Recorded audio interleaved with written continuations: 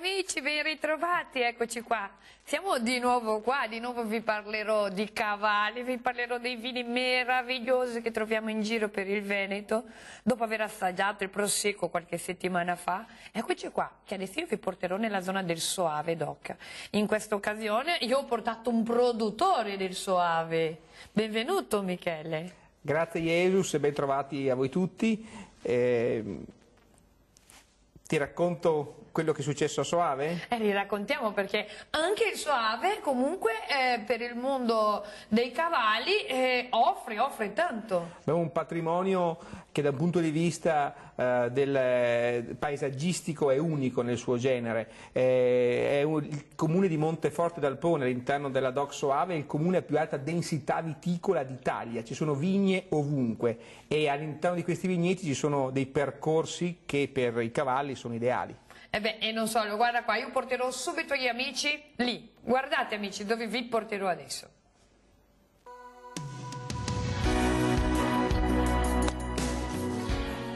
Andiamo action, ciao ragazzi, giornata incredibile oggi. Oggi io vi porto a fare un giro a cavallo, vi farò scoprire il nostro territorio proprio così, a cavallo, vi farò scoprire le meraviglie di quello che è il turismo equestri e enogastronomico. Gireremo a vedere dei posti spettacolari, ma adesso andiamo a prendere i cavalli perché la giornata è lunga. Venite con me. Tutto bene? Ottimo direi, la giornata è splendida, il sole è caldo. È caldo, tutto bene? Ciao. Un po' che non ci vediamo. Un bel po' sì. Spettacolo questo, arabo? Ah, sì, qui abbiamo sangue caldo. Lorenzo, raccontami come si svolgerà la mia giornata oggi. Oh, la tua giornata sarà molto particolare. Praticamente partiremo qui da Monteforte, dove c'è la sede del maneggio, e poi faremo tutta un'attività in mezzo ai vigneti. Ma ascolta Lorenzo, è abbinato questo turismo equestre, il cavallo e il vino, cioè... Come è visto oggi? Esiste realmente, si può fare? Esiste, si fa, ce l'hai qui di fronte a te. E io porto le persone nelle cantine, in questa azienda agricola, e oggi porterò te in questa meravigliosa azienda agricola del territorio del Soave. Il suo vero nome sarebbe Padron Elegant Sire. Il papà era Padron, mamma Elegant e lui Sire. Molto bello, più snello della mia. Sì, è una linea di sangue diversa.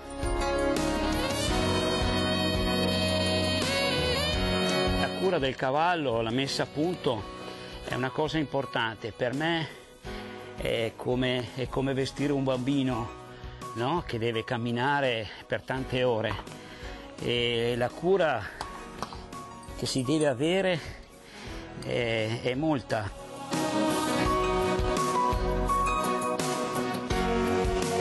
La pedemontana veneta, questa è tanto chiacchierata, io sono ignorante in materia. Di cosa stiamo parlando quando parlo di pedemontana e cavalli? Allora, la pedemontana veneta è un territorio molto ricco, molto importante, perché va da 0 a 1000 metri. In questa fascia di terra c'è tutto, dalla cultura alla storia, alla religione, al cibo, al vino. C'è un mondo. C'è il mondo, e di conseguenza questa pedemontana, che in qualche modo è un volano grossissimo dell'economia veneta, c'è di tutto, tutti da 0 a 1000 metri. Beh, andiamo a provarli allora. Assolutamente sì.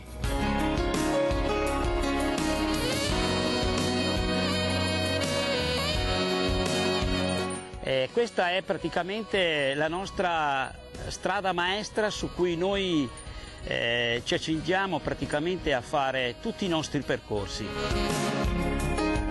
Ascolta, stiamo parlando comunque sempre di una zona DOC, stiamo parlando del Soave d'Oca qua. Sì, questa è la zona del Soave d'Oc, la zona di Monteforte, molto storica per quanto riguarda questo vino, e qui praticamente, a parte qualche fazzoletto d'erba, è tutta completamente coltivata a vite garganega. Questo calore, l'uve dolce, il vino è buono. Ha piovuto, insomma è una stagione straordinaria, veramente. Io mi innamoro ogni giorno, ogni volta che vado fuori. Ma sono giardini coltivati? Questi sono giardini viventi, 365 giorni in anno, da vedere in tutti i modi, veramente straordinario.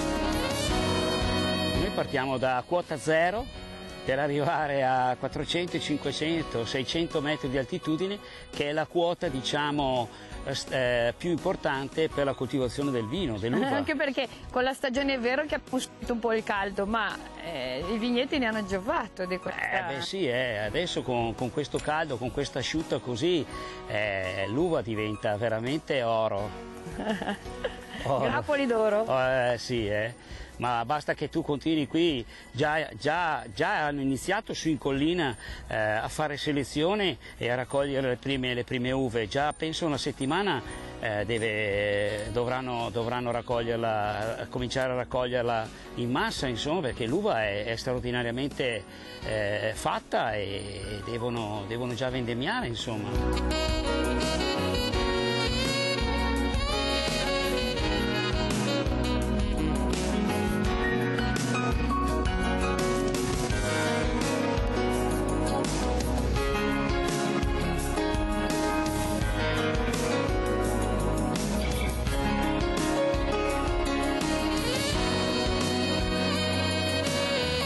Arrivati qua, Lorenzo? Qua siamo arrivati dal centro di Brognoligo, che è una frazione di Monteforte. Siamo arrivati alla grotta riprodotta in scala 1:10 di Lourdes. Questa grotta è stata eretta subito nel dopoguerra per ringraziare il Signore della fine della guerra, di questo grande evento mondiale, purtroppo triste. E questa è appunto la riproduzione esatta della grotta di Lourdes. Beh amici, quest'oggi siamo nella zona del Soave, a cavallo, siamo andati a scoprire questi luoghi. Caro Michele, abbiamo visto in questi vigneti dei percorsi spettacolari, perché tra un vigneto e l'altro c'è questo percorso che puoi fare a cavallo, scoprendo anche luoghi sacri come quella grotta. Sì, è il simbolo di Brognoligo, come diceva bene Lorenzo, sono paesi ancora dove c'è una fortissima vocazione cristiana e quindi dopo la seconda guerra mondiale fu eretta per un voto che la popolazione fece alla Madonna nel caso in cui fosse risparmiata dagli orrori del secondo conflitto mondiale. Così fu e gli uomini di parola, i veneti di Brognoligo, eressero questa grotta. E questi qua è un punto strategico perché andando a cavallo, salendo sulla collina, ci passi davanti, dunque per forza bisogna fermarsi per ammirarla. Assolutamente. Anche questo offre il territorio. Ascolta Lorenzo, so che ti occupi di vino e fra poco saremo ospiti a casa tua, perché fra poco vedremo anche i filmati a casa tua. Ma vi capita spesso dei turisti a cavallo che vi visita? Sì, capita spesso perché, ripeto, abbiamo delle vie di comunicazioni, delle strade molto agevoli anche per il turismo con il cavallo, l'ipoturismo.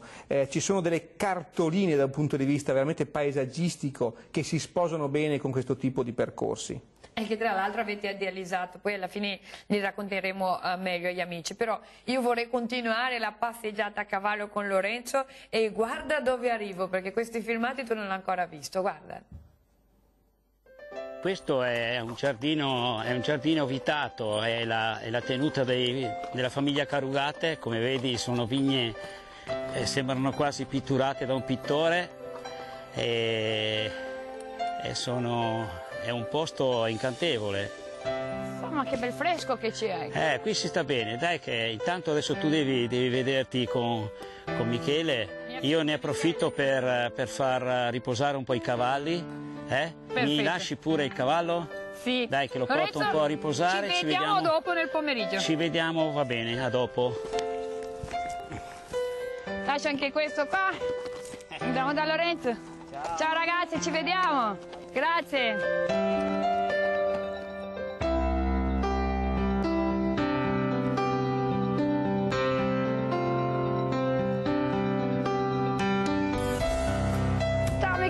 Ciao Jesus, ben arrivata! Come stai? Molto bene, grazie. Io non vedevo l'ora perché a cavallo là di sotto con Lorenzo mi diceva deve arrivare alla pietra di Carugate, questa è la famosa pietra. È una pietra importante per noi perché è una pietra che testimonia il legame con un territorio unico. Vedete le prealpi venete là in fondo?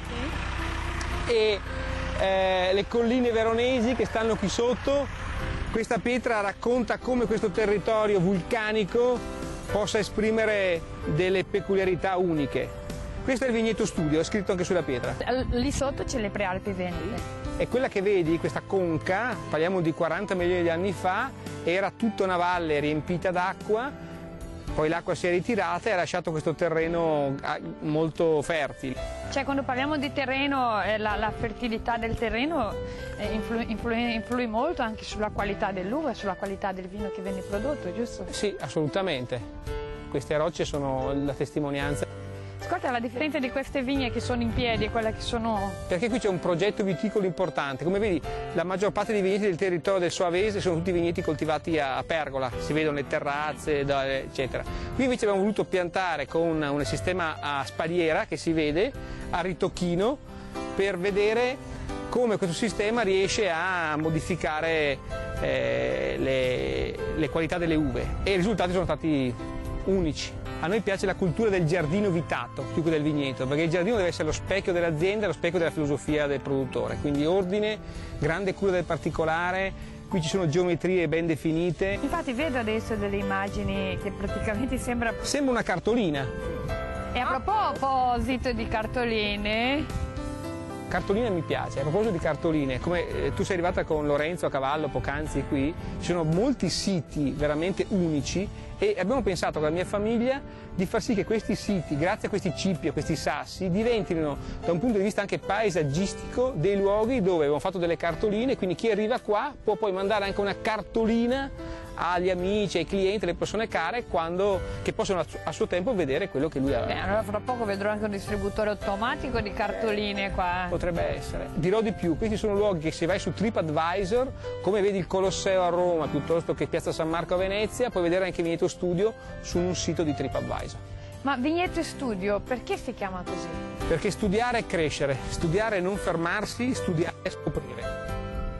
Questo vigneto vuole essere l'emblema di questi tre temi che ho appena citato per capire che anche nel mondo del vino bisogna, per migliorarsi, studiare. Quindi un sistema di allevamento diverso, una pendenza diversa, un'area geografica particolare. Qui abbiamo studiato per raggiungere l'eccellenza. Cioè, al di là dell'estetica, che è molto bello da vedere a livello proprio di organizzazione, c'è un perché logico collegato? È un'esposizione a sud per favorire l'intercettamento dei raggi solari, perché qui l'uva prende il sole tutto il giorno, in maniera perfetta, perché è stato studiato che il sole nasce e poi tramonta e qui l'uva intercetta al meglio le radiazioni solari. Allora Jesus, adesso abbiamo visto la storia, l'hai letta, vista, adesso te la faccio vedere in cantina con un tuffo nel passato. Andiamo. Andiamo.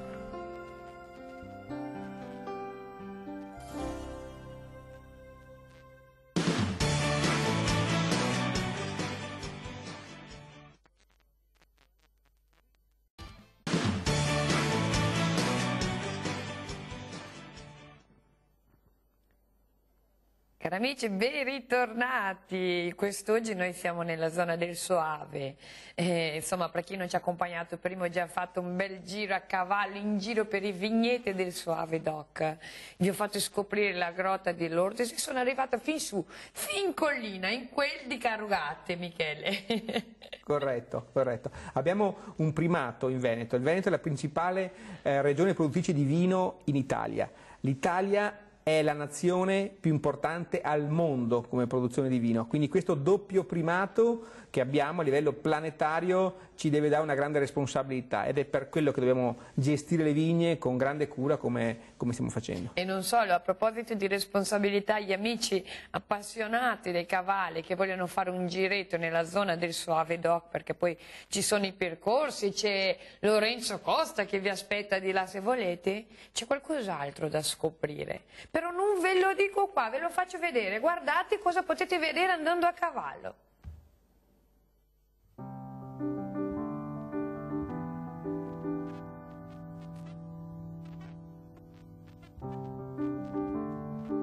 Viaggiamo nel tempo 200 anni fa? Come 200 anni fa? Circa, perché qui il museo è di fine 800, quindi 150 anni. Sì, andiamo a vedere cos'è che hai qua. Andiamo. La casa della famiglia Tessari a fine 800 era questa, con la parte interna che adesso varcheremo, e la parte esterna c'era questo carro con cui portavamo i vini nelle osterie del territorio, perché tutto ebbe inizio... Ah, veniva tipo qua, tipo quei frati di Robin Hood, perché mi ricordo, te lo ricordi il frate? Era proprio così. La roba lì, col saio, e si portava il vino. Cioè, in poche parole, questo era realmente portato su una botte così, su un carro? Con il cavallo, il bue davanti, che portava nelle osterie del territorio a fine 800 il vino sfuso.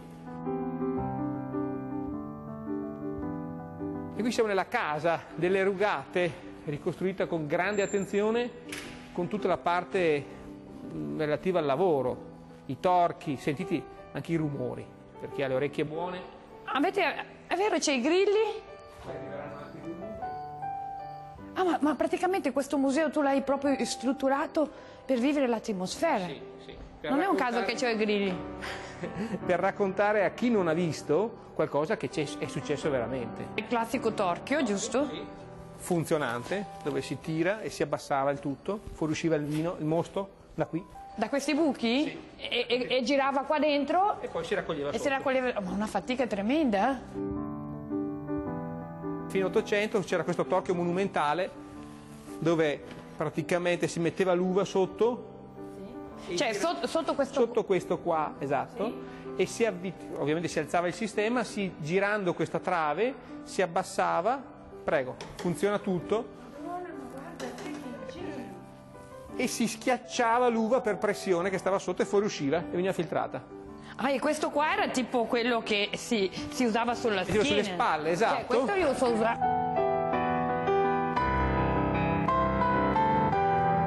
Perfetta. E andava con... Sì, e poi si svuotava dentro. Ma è una fatica tremenda. Pesa 7 kg vuota.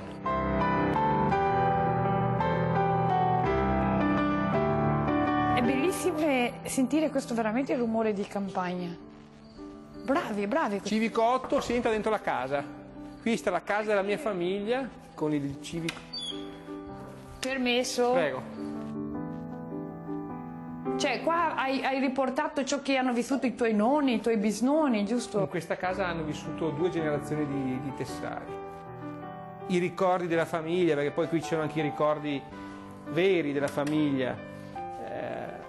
Oltre che lavorare si viveva, e quindi ci sono le foto di 2 mio bisnonno e mia bisnonna. Si sposavano nel 1913 a Soave. Lei era una maestra elementare, questo è il suo diploma di maturità nel 1908. Sì. Okay?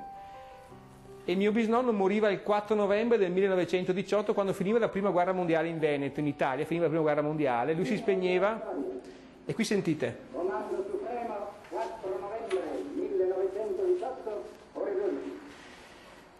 La guerra contro l'Austria-Ungheria, che sotto l'alta guida... Questo che parla è Armando Diaz. 100 anni fa, oggi, quest'anno è l'anniversario della fine del centenario della fine della prima guerra mondiale, il 4 novembre del 18 Diaz parlava alla nazione per dire che la guerra era finita. E in questa casa lo stesso giorno, nel pomeriggio, mio bisnonno si spegneva perché era stato al fronte e si era ammalato, e tornava in questa casa, e quindi iniziava per la famiglia Tessari un periodo difficile. La donna che rimaneva vedova, mia bisnonna, era una donna tutta d'un pezzo, con un po' con grande cultura, e ha tenuto unita la famiglia e ha fatto sì che i figli crescessero con quelle virtù che poi hanno trasmesso. E quanti figli erano? Erano 3 figli, fra cui mio nonno ovviamente, e grazie a lei siamo riusciti a passare quel momento difficile. Un altro mio zio è partito, il fratello di mio nonno partiva per la Russia nel 40 con la seconda guerra mondiale, fu uno dei pochissimi a tornare da Nikolaevka, e questa è la testimonianza che gli diede il comandante per quei pochi che tornarono dalla disfatta di Russia.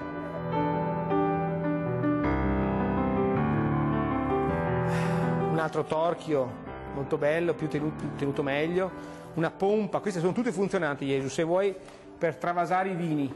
Cioè, e come si faceva a travasare il vino? Allora, il vino entrava di qua, usciva di qua, e qui bastava girare e il vino si spostava in maniera molto semplice. Uno strumento che serve per fare i vini spumanti. Non era un bazooka. Per fare le bollicine? Sì, siamo negli anni 40, il vino era senza bolle, quindi fermo, entrava di qua, si insufflava del gas, qui si faceva il controllo qualità, e poi di là usciva il vino con la bolla, era un gasatore. È un contributo che avete fatto anche a livello territoriale non indifferente, perché io arrivo qua, vivo sì una tradizione di famiglia, perché tu mi hai parlato lì di storia, perché la tua famiglia riguarda anche quello, mi hai parlato della storia anche italiana, il contributo della famiglia. Entro qua, vivo la tradizione, perché vivo la tradizione, e io ragazzo vedo com'era una volta per davvero. Mi piace questa cosa.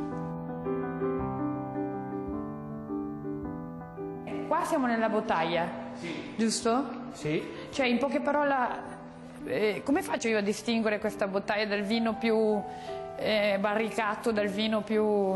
Qui abbiamo, Jesus, tutti i vini che hanno bisogno di dormire qui per 2, 3, 4 anni.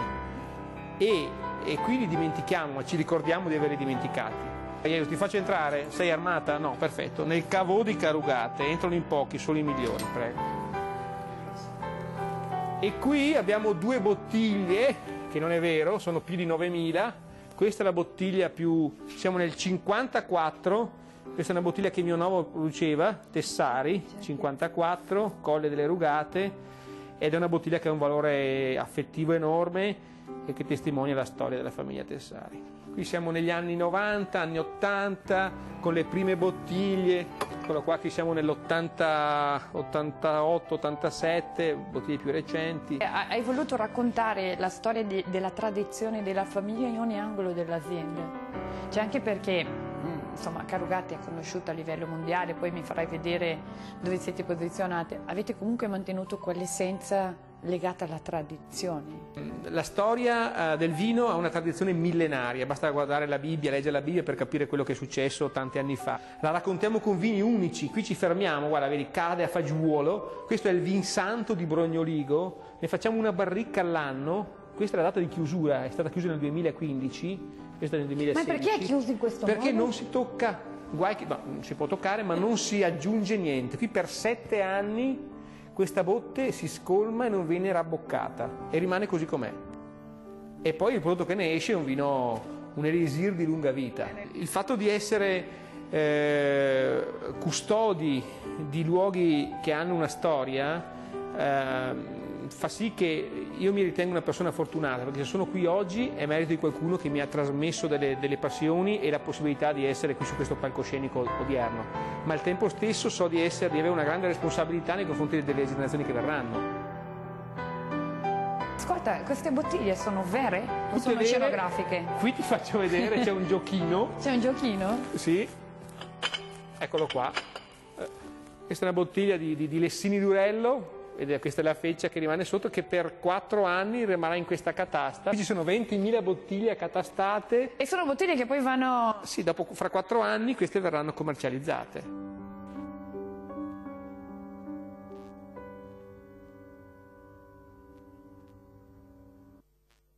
Com'è per una donna vivere questo mondo del molto vino maschile? Allora, sì, beh, comunque è sempre bello, perché comunque è vero, c'è la tradizione qui veneta, che comunque il capofamiglia è il maschio, no? Quindi che porta avanti il cognome della famiglia. Però comunque l'importante è sentirsi parte comunque, no, della famiglia, ed è sempre gratificante, anche perché qui nella nostra zona abbiamo una risorsa che è grandissima. E tu come l'hai vissuta da donna? Perché poi oggi è bello, siamo qua in un posto comunque molto moderno, perché tu comunque l'hai vissuta questa crescita di generazioni, di storia, no? Da bambina, ecco qui il vin santo, sì, quindi da bambina l'ho vissuta anche dando una mano, perché comunque l'azienda era nel cortile di casa, e quindi poi andando su nel Monte Rugate, che era sempre un'avventura andare là in quella casa nel monte. Poi quando c'era la stagione della vendemmia, comunque anche noi bambini insomma prendevamo parte a questa bella esperienza, insomma. Com'è stato il passaggio da Tessari a Carugati? Sono etichette... Perché allora Tessari è il nome tipico del nostro paese, che è Brognoligo, è il cognome più diffuso. E Rugate è il nome della collina dove è nato il nonno Fulvio, dove c'è la casa, quindi sta per casa nel Monte Rugate. Quindi ecco, c'è stato un passaggio, volevamo diversificarci, insomma, avere un riconoscimento nostro, una nostra identità, e quindi si è passato dal nome Tessari, della cantina Tessari, insomma, al brand Carugate. Qui Gesù siamo in quel lembo di Veneto, nella parte occidentale, dove si parla di 3 doc, anzi 4. La prima doc in Lessini Durello, qui nel comune di Roncà. La seconda doc il Soave Classico, nel comune di Monteforte d'Alpone. La terza doc la Valpolicella, a Montechia di Crosara. E la quarta doc, la Marone della Valpolicella, a Montechia e a Cazzano di Tramigna. E dove finisce? Perché poi la nostra parte veronese è molto conosciuta per il Marone, come della parte del Trevigiano. Io non posso parlarne di Amarone, devo parlare delle bolle. Ma dov'è che finisce il confine di questo Amarone? La Valpolicella inizia, la giriamo al contrario, a Montechia di Crosara, qui. E la Carugati. Grazie. Cin Jesus. Sì.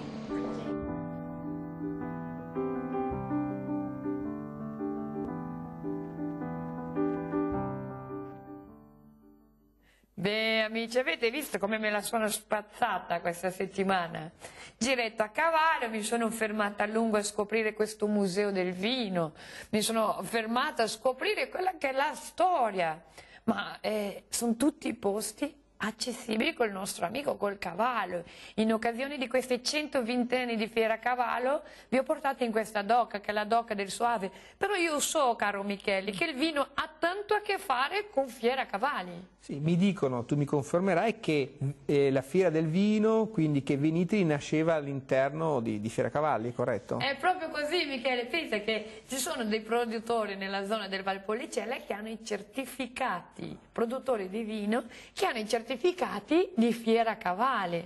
Tra l'altro quest'anno non per niente compie 120 anni e io ho cercato in queste puntate di fare allo spettatore scoprire questi posti che sono accessibili a cavallo. Io scopro la enogastronomia del territorio, come così sono stata ospite nei tuoi vigneti, nel museo di casa vostra, insomma. E io penso che come me è aperto a tutti quanti, perché questo museo che abbiamo visto è aperto al pubblico, giusto? Sì, è aperto a tutte le persone, tutti i giorni, soprattutto alle giovani generazioni, che devono capire che dietro una bottiglia di vino, di qualsiasi tipo di vino, non c'è uno scaffale, ma c'è una storia, una passione, e chi visita il museo può capirlo e percepirlo.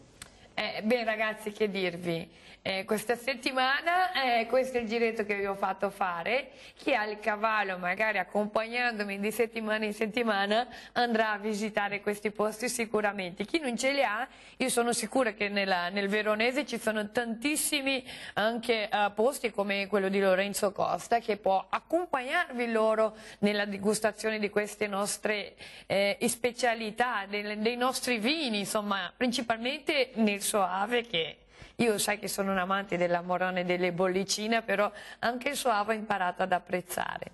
Michele, che dirti? Ti ringrazio della tua visita. Io ringrazio voi. Della tua ospitalità, e se vuoi invitare i nostri amici anche da te. Venite nel Soave, venite a visitare le nostre colline, che sono un patrimonio universale unico. Beh ragazzi, per oggi è tutto. Io vi saluto a Diversamente Veneto e vi do appuntamento alla prossima puntata, e anche lì vi porterò in giro sempre a cavallo. Ciao!